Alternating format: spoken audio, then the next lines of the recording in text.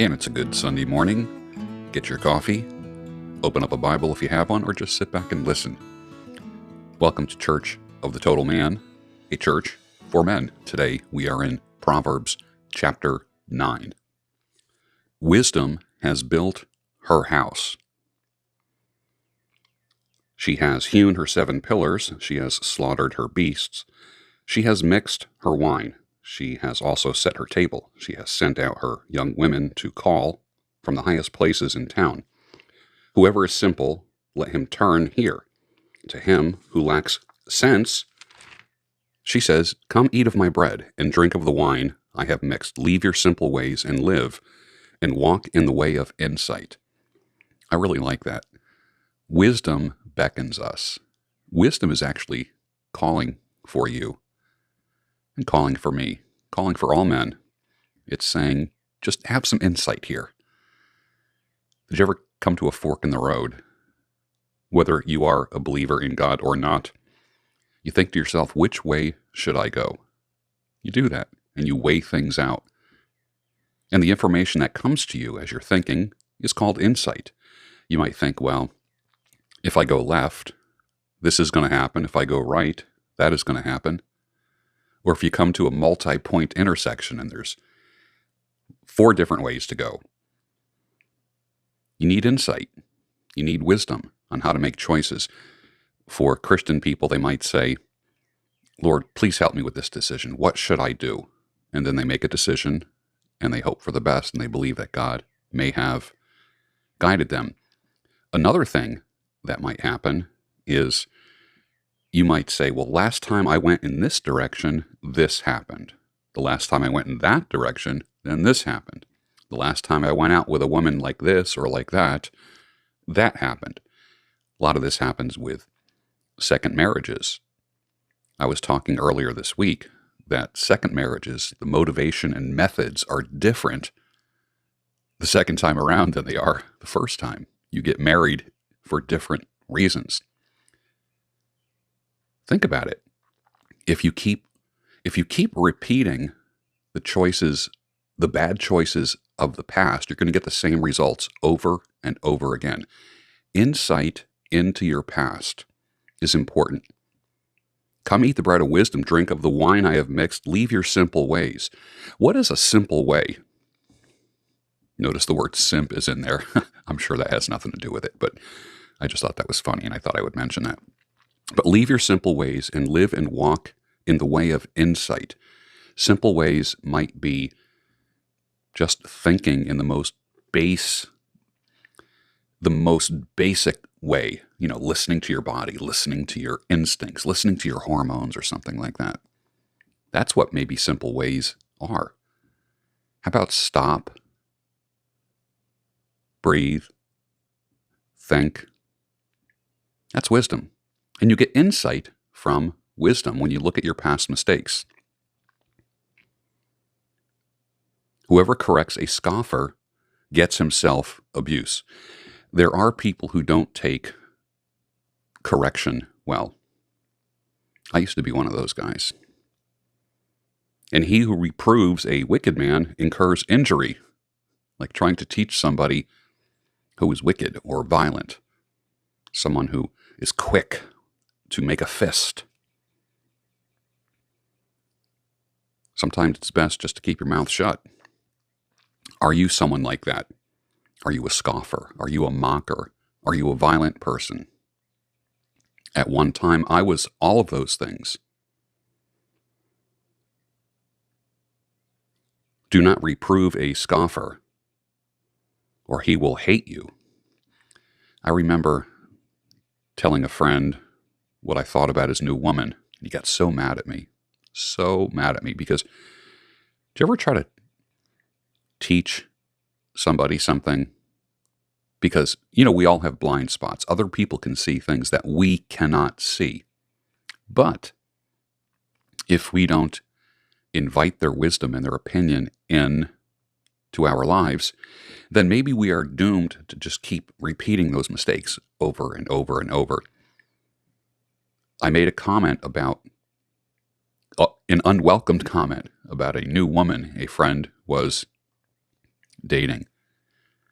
He didn't like it. The months went on. We ended up having dinner together, kind of like a double date. It was my wife and he and his wife-to-be. Well, they ended up getting divorced about 5 years later. And I had said something to him, not in a smart aleck kind of way.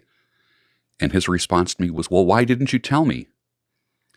It's because of the way that you reacted when I told you something many, many years ago. You let me know that my opinion was not valid. He's like, well, if you saw something, maybe you should have said something. At the time, he was a scoffer. He wouldn't take my opinion. He wouldn't handle it. So I just tapped out. No more opinions. No more opinions. Reprove a wise man and he will love you. There are times when people who don't have the same blind spot that you have say something to you and it makes sense. And you thank them. And you appreciate them because they helped you dodge a bullet. Give instruction to a wise man, and guess what? And he will be still wiser.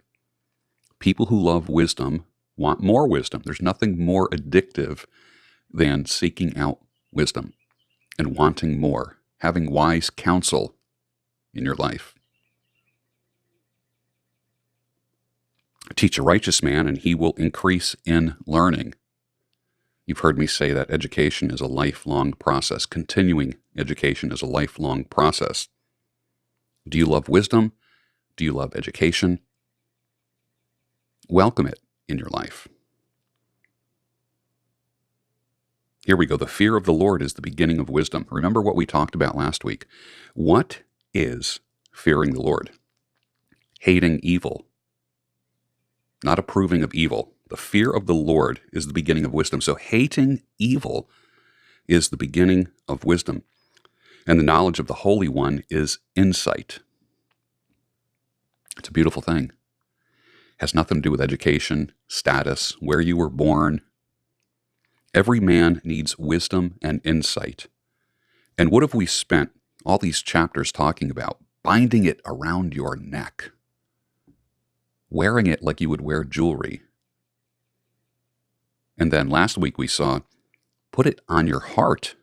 So it worked its way from the external to the internal. That's a beautiful thing. For by me, your days will be multiplied. Wisdom helps us live longer. For those that are longevity aficionados like me, you want to do things that'll help you live a long time, and you want to stop doing things that erase the years from your life.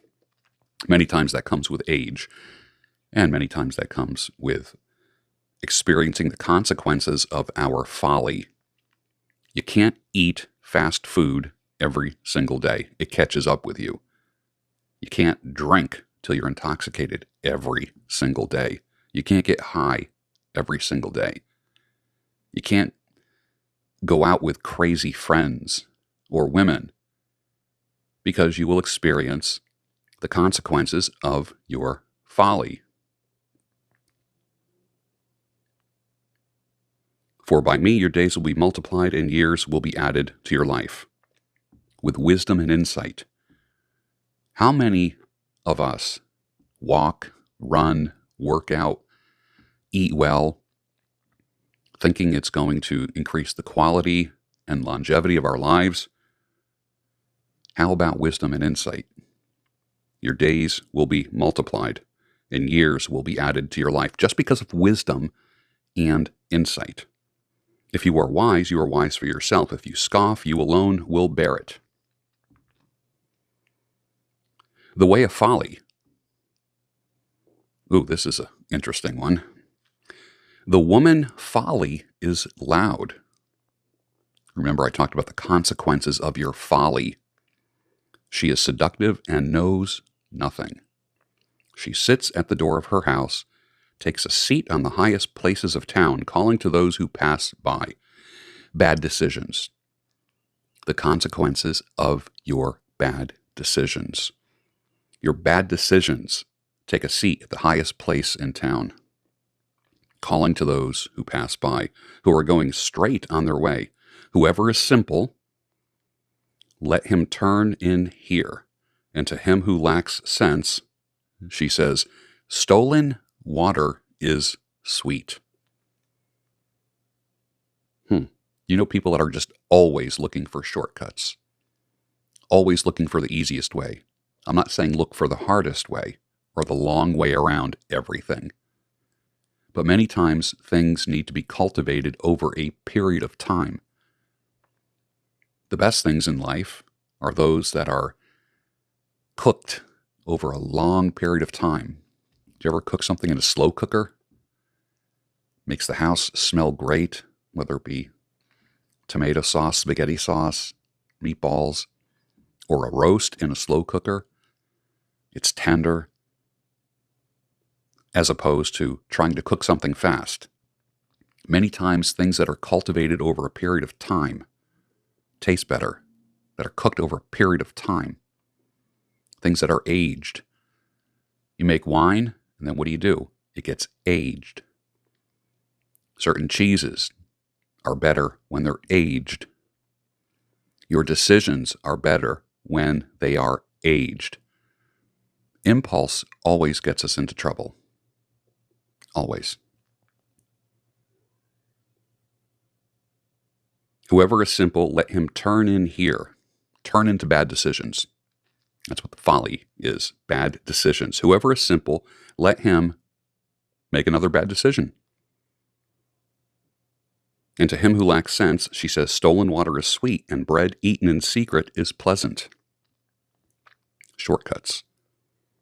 But he does not know that the dead are there. How many people, how many men, this is a church for men, how many men have stumbled upon graveyards, the bodies and bones of other men who have made bad decisions? What are some of those things? Most of those things are relationships, marriages, where people made bad decisions, and that her guests are in the depths of Sheol. Bad decision making. Have you ever made any bad decisions in your life? I know I have. And I bear those marks, those scars. May we learn from the bad decisions that we have made and never do them again. I'll see you next week. Proverbs chapter 10 on Church of the Total Man.